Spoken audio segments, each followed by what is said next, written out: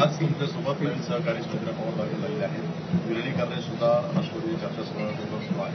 काही बघा, आज पहिल्यांदा तर मंत्रिमंडळाची अजितदादांच्या दुःखद निधनानंतर पहिली बैठक असल्यामुळे आज त्यांचा शोक प्रस्ताव आम्ही त्या ठिकाणी मंत्रिमंडळाने मान्य केलेला आहे.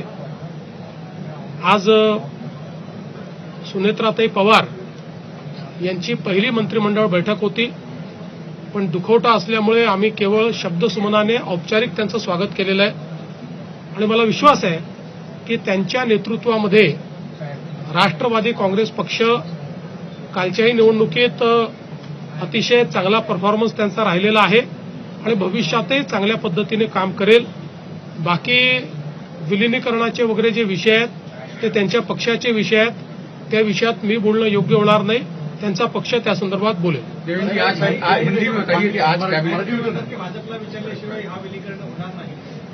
तर ती वेळच आलेली नाही ना. जेव्हा वेळ येईल ते जर आम्हाला अधिकृतरित्या येऊन सांगतील की आमचं काही ठरलं आहे तर त्यावेळेस याच्यावर मी प्रतिक्रिया दिली पाहिजे. रोज पतंगी उडवायच्या कशा करता?